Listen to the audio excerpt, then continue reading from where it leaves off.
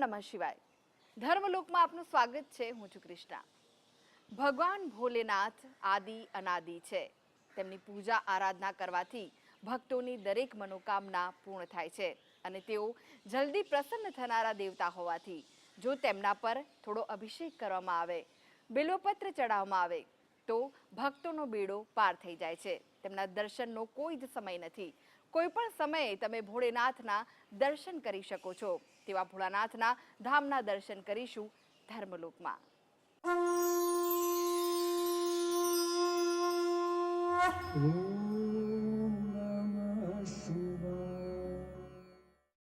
શહેરા તાલુકાના મોરવા ગામે આવેલું છે આપેશ્વર મહાદેવનું મંદિર.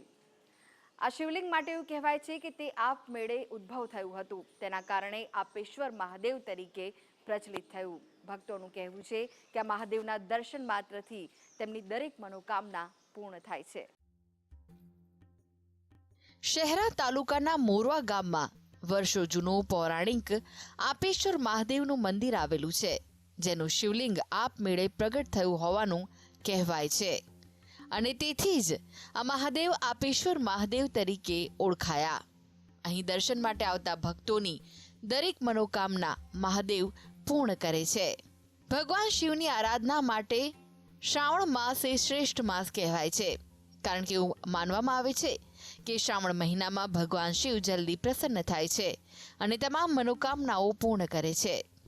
જેથી સમગ્ર શ્રાવણ માસ દરમિયાન ભક્તો શિવાલયોમાં જઈ ભગવાન શિવની પૂજા આરાધના કરતા હોય છે. જ્યાં પણ ભક્તો સાચા દિલથી પૂજા આરાધના કરે છે, ત્યાં ભોળેનાથ પણ તેમની મનોકામના પૂર્ણ કરતા હોય છે. આપેશ્વર મહાદેવ મંદિર, અહીંયા આપણે ત્યાં બધા ઊભા છીએ.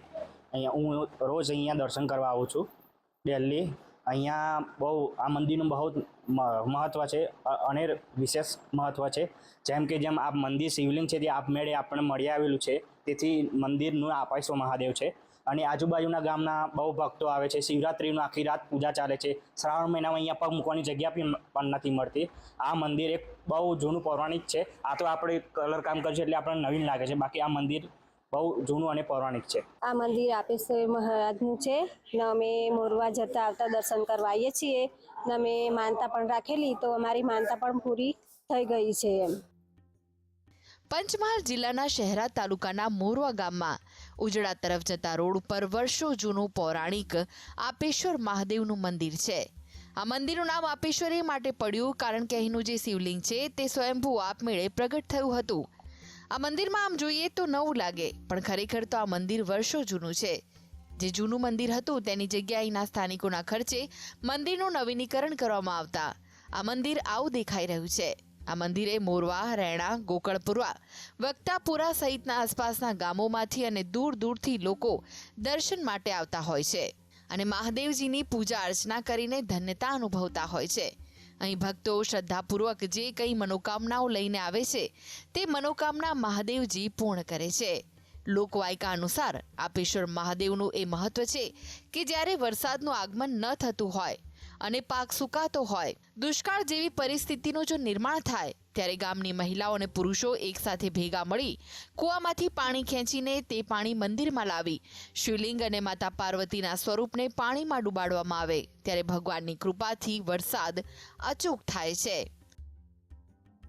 આ મંદિરની એક આસ્થા એ બી છે કે ઘણી વખત અમે પણ બી અહીંયા આવ્યા છીએ કે જ્યારે વરસાદ દુષ્કાળ જેવું બન્યું હોય ત્યારે ગામના ભાઈઓ બહેનો બધા ભેગા થઈ અને શિવલિંગ અને મા ઉમિયા માતા એટલે મા પાર્વતી માતાને પાણીથી ડૂબાડી દેવામાં આવે. એટલે બાજુમાં કૂવો છે ત્યાંથી પાણી ખેંચી લાવીને બધા ગળો અને બેડાથી બધા લાવે ગામના ભાઈઓને ડૂબાડી રાખવામાં આવે. અને જો આવું કરવાથી ઘણી વખત વરસાદ પણ બી આવી ગયેલો છે. એટલે આસ્થાનું કેન્દ્ર છે. ભગવાનને ગુગડાવવામાં આવે એટલે ભગવાન લોકોની પોકાર સાંભળે અને વરસાદ આવેલો છે. બીજું કે અહીંયા ગૌરી વ્રતની બધી બહેનો બાળકીઓ આવે છે અને પોતાની શ્રદ્ધા સાથે ગૌરી વ્રતની ઉજવણી કરે છે. બીજું દર અમાસના દિવસે અહીંયા આજુબાજુના ભક્તો ઘણા આવે છે અને અહીંયા બ્રાહ્મણો દ્વારા અમાસની બધી જે કોઈ હોય પૂજા વિધિ એ બધી કરવામાં આવે છે. બાજુમાં શનિદેવનું મંદિર છે, હનુમાન દાદાનું છે અને દાદા શિવલિંગનું મંદિર છે. બધું એટલે બધી અહીંયા સરસ રીતે બધા પાઠ પૂજા કરે છે. મંદિર પરિસરમાં હનુમાનજી, વેજબાઈ માતા, શનિ મહારાજ તેમજ દુધેશ્વરનું મંદિર આવેલું છે. સાથે સાથે આ મંદિરને બિલકુલ અડીને ઉમિયા માતાનું પણ ભવ્ય મંદિર આવેલું છે, જેથી અહીં શ્રાવણ માસ દરમિયાન અને ખાસ કરીને જન્માષ્ટમીના દિવસે તેમજ મહાશિવરાત્રિએ મોટી સંખ્યામાં ભક્તો દર્શનાર્થે ઉમટે છે. ઉપરાંત ગૌરી વ્રતમાં યુવતીઓ તેમજ મહિલાઓ દર્શન માટે આવીને શ્રદ્ધા સાથે પૂજા કરતી હોય છે, જ્યારે દર અમાસના દિવસે કેટલાય ભાવિકો દ્વારા પૂજા કરવામાં આવે છે. આમ ભક્તોની દરેક મનોકામનાઓ અહીં પૂર્ણ થતી હોવાથી આ મંદિર આસ્થાનું કેન્દ્ર બન્યું છે. ઇકબાલ શેખ સાથે ધર્મલોક ડેસ્ક, GSTV. તો દર્શક મિત્રો, આ સાથે જ આગળ જાણીશું ઇન્ટરનેશનલ શિવ કથાકાર લંકેશ બાપુ પાસેથી શિવજીનો મહિમા. તે પહેલા હાલ સમય છે એક નાનકડા વિરામનો. લઈએ વિરામ.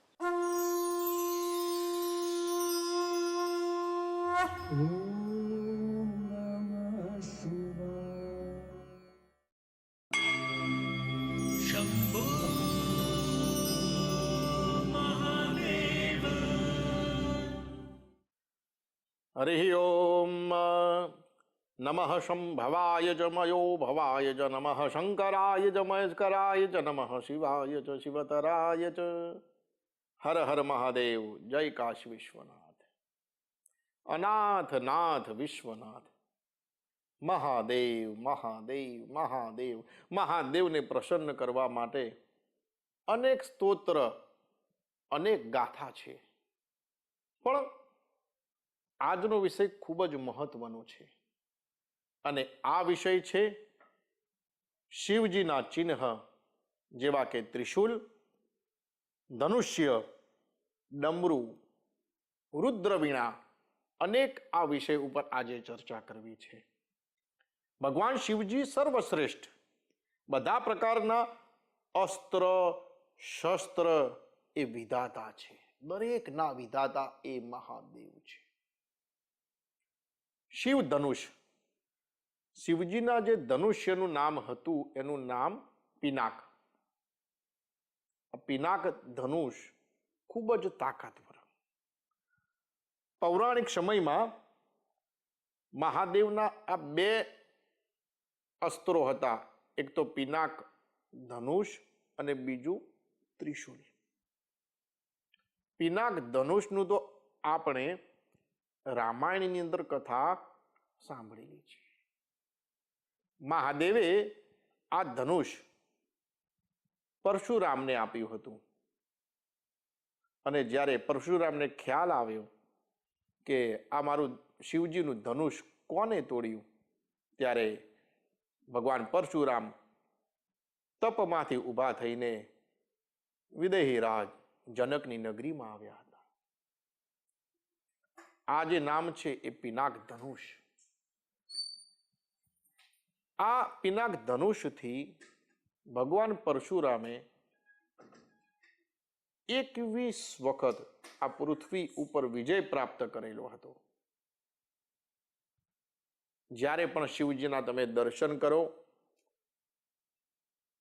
તો પિનાકાય નમઃ, પિનાકેશ્વરાય નમઃ એ તમે જપ કરો તો પાપમાંથી મુક્તિ મળે છે. બીજા નંબરનું જે અસ્ત્ર છે મહાદેવનું એ ત્રિશૂલ છે. આ ત્રિશૂલ એ શું છે? તો શૂલ કહેતા દુઃખો, 3 પ્રકારના દુઃખ હોય, આધિ, વ્યાધિ અને ઉપાધિ. આ ત્રણેય પ્રકારના દુઃખોમાંથી દૂર થવા માટે મહાદેવનું આરાધન કરવું. આ જે શૂલ છે એ તત્વ બી કહી શકાય, સત્વ, રજસ અને તમસ. આ ત્રણેયનું બેલેન્સ રાખવું એ ખૂબ જરૂરી છે. તો મહાદેવે એના ચિહ્ન સ્વરૂપે આ ત્રિશૂલની રચના કરી. આ ત્રિશૂલ એ 3 પ્રકારના તમારા દુઃખને દૂર કરે છે. આ ત્રણેય ગુણને સમાનતાથી કેવી રીતે રાખવા એ સૂચવે છે. ત્રિવિધ તાપમાંથી કેવી રીતે મુક્ત થવું એ આપણને શીખવે છે આ ત્રિશૂલ. ત્રિપુરારી મુરારી જય કમલાધારી. આ મહાદેવે એના અસ્ત્ર શસ્ત્રથી દરેક ઉપર વિજય પ્રાપ્ત કર્યો.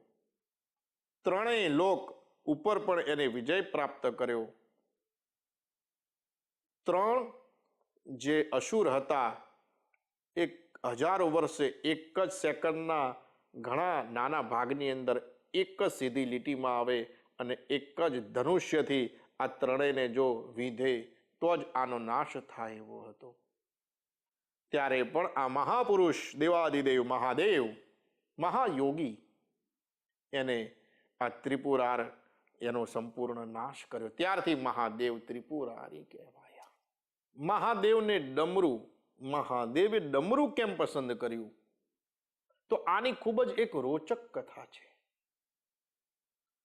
સૃષ્ટિના સર્જન વખતે જ્યારે માં શારદા સરસ્વતી એને વીણા વગાડી, તો આ વીણા, આ સંગીત એ ખૂબ જ હીન થઈ ગયું. તો સંગીત વિહીન હતું.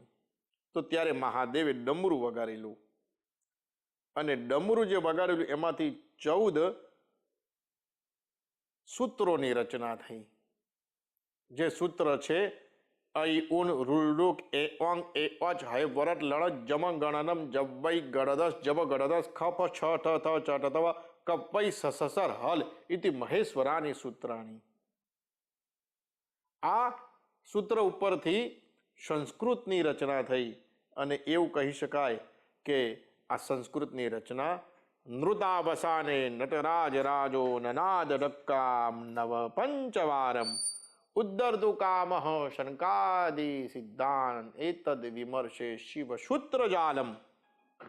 આ શિવજી આ તાલ બી સરસ્વતીને દે છે. એવું કહી શકાય ડમરું એ બ્રહ્મ સ્વરૂપ છે, અને એક છેડેથી બીજા છેડે નાનું થતું જાય અને પછી પાછું મોટું થતું જાય. એટલે સમભાવથી, સમાનતાથી કેવી રીતે આ જીવન જીવી શકાય એ આપણને આ જ્ઞાન વાજિંદ્ર છે ડમરું. એનો એક સમાન સૂર છે ડમરાનું. તો ડમરું જે છે મહાદેવને ખૂબ પ્રિય. તો આ ડમરું મહાદેવની પૂજામાં તમે અર્પણ કરો તો મહાદેવ ખૂબ પ્રસન્ન થાય છે. રુદ્રવીણા. આ રુદ્રવીણા રાક્ષસોનો રાજા રાવણ, વૈશ્રવાનો પુત્ર, બ્રહ્માના માનસ પુત્ર પુલસ્યનો પૌત્ર હતો. રાવણ પરમ શિવ ભક્ત. એના મસ્તકનો છેદન કરીને શિવજીને ચરણે ધરે છે. મસ્તકમાંથી વીણા તુંબડું અને હાથના વીણાનો દંડો અને નસ બનાવીને આ રુદ્ર વીણા એનાથી શિવજીને પ્રસન્ન કર્યા. આ શિવજીને ખૂબ પ્રિય. શિવજીના જીવન મેં જ્યારે અભ્યાસ કર્યો શિવ મહાપુરાણ કે ઇત્યાદિનો, ત્યારે શિવજીના 2 પાત્ર ખૂબ મનગમતા. એક રાવણ અને બીજો બાણાસુર, ભક્તાધીન ભગવાન. મહાદેવ આ રાવણને ખૂબ હૃદયથી માને, અને એવું બી કહી શકાય કે જ્યારે વેદના મંત્ર રાવણ ભણતા ત્યારે મહાદેવ ખૂબ હૃદયથી પ્રસન્ન થતા. શિવ તાંડવની રચના પણ રાવણે કરેલી છે. વેદના સ્વર પણ રાવણે લગાયેલા છે. જ્યોતિષ શાસ્ત્રની અંદર પણ રાવણનો ખૂબ સિંહસ્થ ફાળો છે. મહાદેવને મનગમતા પાત્ર એટલે રાવણ. અને અંતે એવું પણ કહ્યું કે મોક્ષ થયો રાવણનો. આ રાવણે શિવ તાંડવ કર્યું. શૈલ શૃંગ જમ વિશાલ જટાજૂટ ચંદ્રભાલ ગંગ કી તરંગમાલ વિમલ નીલ ગાજે અરે લોચન દ્રય લાલ લાલ ચંદન શેખોરી ભાલ કુમકુમ સિંદુર ગુલાલ ભૃગુટી બરસાજે મુંડન કી કંઠમાલ વિહત સે હૃદય કુશાલ સ્ફટિક જાલ રુદ્રમાલ હૃદય રાજ રાજે અરે ડમ ડમ ડમ ડમ ડમ ડમ ડમ ડમ ડમ ડમ ડમ ડમ ડમ ડમ ડમ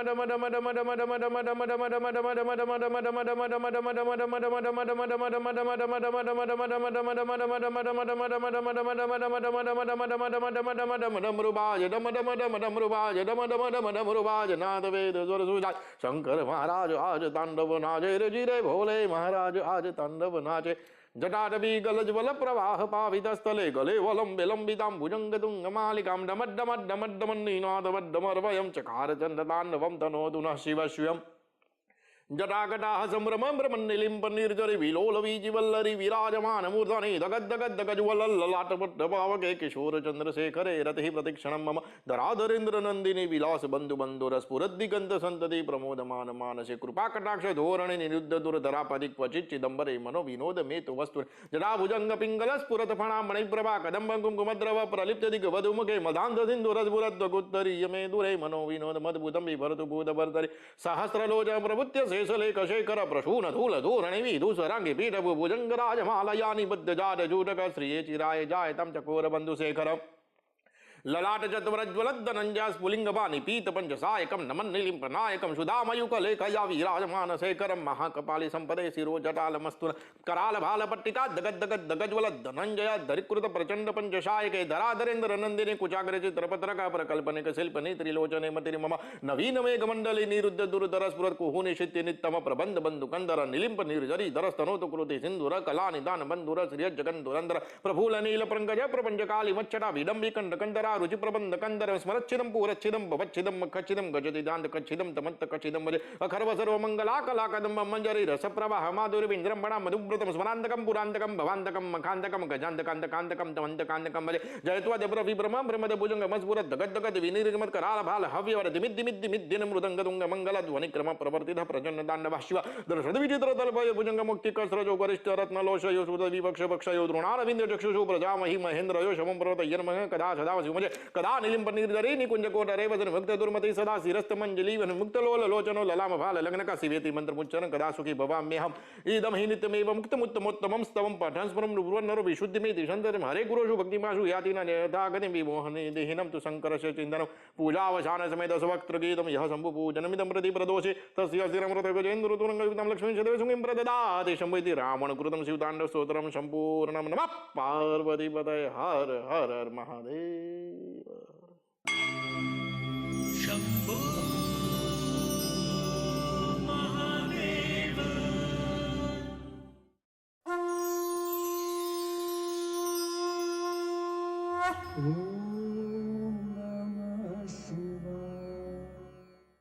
ભોળાનાથ એ ભક્તોના કષ્ટો હરનારા છે.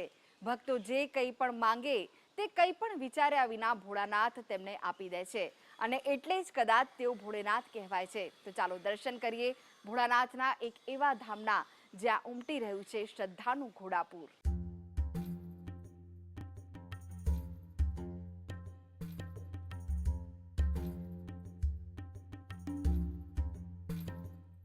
ગીર સોમનાથ જિલ્લા પર કુદરત મહેરબાન છે.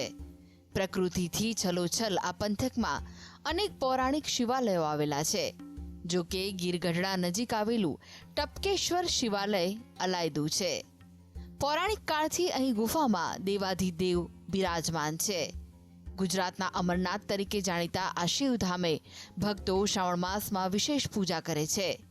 અહીં ગુફાની અંદર શિવલિંગ છે જેના પર સૈકાઓથી પાણી ટપકે છે અને એટલે જ આ મહાદેવ ઓળખાય છે ટપકેશ્વર મહાદેવ તરીકે. ગીર ગઢડાના હરમડિયા ગામથી ટપકેશ્વર 5 કિલોમીટર દૂર છે. ગીરની વચ્ચે આવેલું ટપકેશ્વર મહાદેવનું મંદિર હજારો લોકોની આસ્થાનું પ્રતીક છે. ગીર જંગલમાં 5 કિલોમીટર ઉબડ-ખાબડ રસ્તા પર પગપાળા ચાલીને આવનારા શ્રદ્ધાળુઓ ટપકેશ્વર મહાદેવ મંદિરે પહોંચતા જ તરોતાજા થઈ જાય છે. કુદરતના ખોળા સમાન ગીરમાં આવેલા આ મંદિરની આજુબાજુ કુદરતી પ્રકૃતિનો અદ્ભુત નજારો જોવા મળે છે. અહીં આવતા જ ભાવિકોને મનની શાંતિ પ્રાપ્ત થાય છે. આ મંદિરને મિની અમરનાથ તરીકે પણ ઓળખવામાં આવે છે. તો ઘણીવાર શ્રદ્ધાળુઓને અહીં સિંહનો ભેટો પણ થઈ જતો હોય છે. અમે અત્યારે આજે શ્રાવણ મહિનાના દિવસોમાં અમે ટપકેશ્વર મહાદેવના દર્શનાર્થે આવેલા અને આ જગ્યાની વાત કરીએ તો આ જગ્યાને ગીરનું એક મિની અમરનાથ તરીકે ટૂંકમાં ઓળખવામાં આવે છે. અને આ શ્રાવણ માસમાં વધુ પડતા યાત્રાળુ અને શિવ ભક્તો અહીં આવે છે. અને આ જગ્યામાં ટપકેશ્વર મહાદેવની ઉપર જે શિવલિંગ છે, શિવલિંગ ઉપર ગુફાની ઉપરથી પાણીનો ટૂંકમાં અભિષેક થાય છે. ત્યાં શિવલિંગ ઉપર થાય છે અને જ્યાં જ્યાં પાણી પડે છે ત્યાં સ્વયંભૂ શિવલિંગ ઉત્પન્ન થાય છે, જ્યાં શિવલિંગ જોવા મળે છે. અને આ જગ્યાનું પાંડવો વખતથી જગ્યાનું મહત્ત્વ છે અને લોકવાયકા પ્રમાણે અહીં પાંડવો ટૂંકમાં જ્યારે જંગલમાં નહોતા ત્યારે આ જગ્યા ઉપર પૂજા કરેલી અને લોકવાયકા પ્રમાણે આ જગ્યા ટૂંકમાં પાંડુ વખતથી માનવામાં આવે છે. અમે વેરાવળથી આવ્યા છીએ. અહીંયા અમે ટપકેશ્વર મંદિરે બહુ જ સરસ મંદિર છે. અમરનાથ જેવો અનુભવ થાય છે અને અહીંયાનું લોકેશન ને બધું મસ્ત છે. અહીંયા આવીને બધી મનોકામના પણ પૂરી થાય છે. ટપકેશ્વર મહાદેવ મંદિર અન્ય શિવ મંદિર કરતાં અલગ તરી આવે છે, કારણ કે ગીર જંગલની વચ્ચે આવેલું આ માનવ સર્જિત મંદિર નથી, પરંતુ વિશાળકાય પહાડની અંદર આવેલી કુદરતી ગુફા છે. 50 ફૂટ ઊંડી ગુફાની અંદર અનેક શિવલિંગો આવેલા છે, જે શિવલિંગો પર ગુફાની અંદરથી સતત પાણી ટપક્યા કરે છે. જ્યાં જ્યાં પાણી ટપકી રહ્યું છે ત્યાં ત્યાં નવી નવી શિવલિંગો રચાય છે. અહીં એક બે નહીં પણ 15થી વધારે શિવલિંગ જોવા મળે છે. એમ પણ કહેવાય છે કે જ્યાં જ્યાં પાણીનું ટીપું પડે છે ત્યાં ત્યાં નવા શિવલિંગો બને છે. એટલું જ નહીં પણ આ શિવલિંગનો આકાર પણ દિન પ્રતિદિન વધી રહ્યો છે. ગીર મધ્યની વચ્ચે પૌરાણિક કાળથી પાંડવો દ્વારા સ્થાપિત કરવામાં આવેલા અને ગુફામાં બિરાજતા ટપકેશ્વર મહાદેવના દર્શન કરીને ભક્તો શ્રાવણ માસમાં અનેરો લાહવો મેળવીને મહાદેવની ભક્તિમાં ગળાડૂબ થાય છે. પૌરાણિક સમયમાં મેઘાવી ઋષિ દ્વારા ઘણા વર્ષો સુધી આ જગ્યામાં તપશ્ચર્યા કર્યા બાદ મહાદેવ પ્રસન્ન થયા હતા. મેઘાવી ઋષિએ જ્યાં તપશ્ચર્યા કરી હતી તે ગુફાની છતમાંથી પાણી બિંદુ સ્વરૂપે ટપકવાનું શરૂ થયું. ત્યાં કાળક્રમે પાણીના ટીપા પડતા હતા. તે જગ્યાએ સ્વયંભૂ શિવલિંગનું નિર્માણ થવા પામ્યું. ત્યારથી આ જગ્યાને ટપકેશ્વર મહાદેવ તરીકે ઓળખવામાં આવે છે. ચંદ્રભાગા નદીના કિનારે આવેલા ટપકેશ્વર મહાદેવ મંદિરનો ઉલ્લેખ કંડોળ પુરાણમાં પણ કરવામાં આવ્યો છે. કહેવાય છે કે પાંડવોએ પોતાના વનવાસના ગુપ્તવાસ સમયે આ ગુફામાં વસવાટ કર્યો હતો.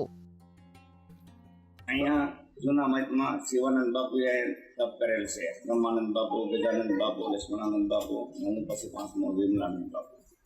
આ જગ્યા ગીર ગંધારના પરેડા ગામને રેવન્યુમાં આવેલી છે.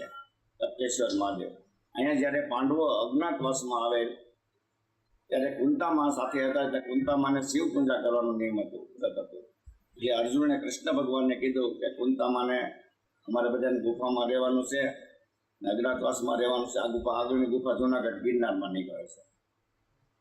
આવી તો એના અહીં 7 ગુફાઓ કહેવાય છે. પણ બીજી ગુફાઓ બહુ અંદર જવાથી માણસો અહીં મેઇન દર્શન કરે છે.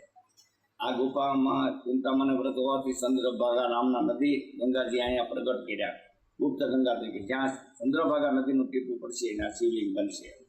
બીજી ગુફા અહીંયા બાજુમાં છે એ ચંદ્રેશ્વર મહાદેવ છે. મહાદેવનું નામ ચંદ્રેશ્વર છે. એમાં 300 ફૂટ 350 ફૂટ જવું પડે બેઠા બેઠા. ત્યારે ત્યાં પછી મોટો શોખ ને ત્યાં શિવલિંગ કુદરતી બને છે. એટલે આ પ્રાચીન પાંડવોની આ જગ્યા કહેવાય. એક મેઘાવી નામના એક મઠમાંથી ગયા એને 2000 વર્ષ સુધી તપ કર્યું અને ગંગાજી પ્રગટ થયા અને શિવલિંગ બને છે. ભાવિકો અને સ્થાનિકોના કહેવા પ્રમાણે અહીં દર ગુરુ પૂર્ણિમાના દિવસે ચમત્કાર જોવા મળે છે. ગુફાની અંદર નદીની જેમ પાણીનો પ્રવાહ આવે છે, જે પાણી 2 દિવસ રહે છે, પછી ઓસરી જાય છે. ઘણી વખત ગુફાની અંદર દૂર સુધી જવાની ઘણા લોકોએ કોશિશ કરી, પરંતુ અમુક ગુફામાં અંધારપટ હોવાના કારણે ગુફા ક્યાં સુધી છે તે કોઈ જાણી શક્યું નથી અને જવાય છે તો માત્ર 100 થી 200 મીટર સુધી જ. આસપાસના ગ્રામજનો અને લોકોના કહેવા પ્રમાણે આ ગુફા જૂનાગઢ ગિરનારમાં મળે છે.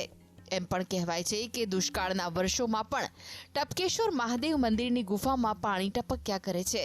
આ વિસ્તારની અંદર ક્યારેય પાણીની કોઈ કમી જોવા મળતી નથી, પરંતુ ગુફાની બહારના ભાગે 50 ફૂટ કૂવો ગાળવા છતાં પણ પાણી નીકળતું નથી. ગુફાની અંદર જાણે કુદરતી એસી હોય તેવો ભાવિકોને અહેસાસ થાય છે. ગુફામાં પ્રવેશતા જ ઠંડક અને શીતળતાનો અહેસાસ થાય છે. એવી પણ માન્યતા છે કે આસ્થા વગર માત્ર કુતૂહલવશ આ ટપકેશ્વર મહાદેવની ગુફામાં કોઈ વ્યક્તિ લાંબો સમય બેસી શકતું નથી. ઓક્સિજનની ઘટ વર્તાવા લાગે છે. ગીરગઢડાથી ફરેડા અને ફરેડાથી લગભગ 3-4 કિલોમીટર ડુંગર ઢોળાવ ઉપર અને બિલકુલ પ્રાકૃતિક સ્થાનક એટલે ટપકેશ્વર મહાદેવના સાનિધ્યમાં આપણે ઊભા છીએ. આ ગુફાના પ્રવેશ દ્વારે ભગવાન ભૈરવજી મહારાજની ચોકી છે અને અંદર પ્રાકૃતિક રીતે કુદરતી જ સ્વયંભૂ શિવલિંગ બિરાજે છે. ઉપરથી ગોદોહન જાણે ગાયના આંચલમાંથી અવિરક્ત અભિષિક્ત ધારા થઈ હોય એવું જલ ટપક ટપક પડે છે એટલે આનું નામ ટપકેશ્વર મહાદેવ રાખવામાં આવ્યું છે. ગીર ગઢડાના ફરેડા ગામ નજીક આવેલા ઘનઘોર જંગલમાં આવેલું ટપકેશ્વર મહાદેવ મંદિરે શ્રાવણ માસ દરમિયાન ભક્તોની ભીડ ઉમટી હતી. નજીકના ગ્રામ્ય પંથકમાંથી આવતા વૃદ્ધ માણસો આ મંદિરના દર્શન કરીને ધન્ય થતા હોય છે. ત્યારે ટપકેશ્વર મહાદેવ મંદિર ભક્તોની માનતા પૂર્ણ કરનારું છે. સંવાદદાતા જયેશ સાથે ધર્મલોક ડેસ્ક GSTV.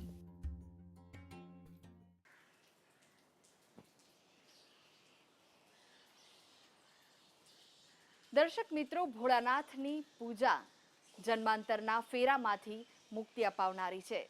ભોળાનાથના જો સાનિધ્યમાં ભક્ત જાય તો ભોળાનાથ તેને પોતાના સાનિધ્યમાં લઈને તેની તમામ મનોકામના પૂર્ણ કરતા હોય છે. આ સાથે જ મને રજા આપશો. ઓમ નમઃ શિવાય.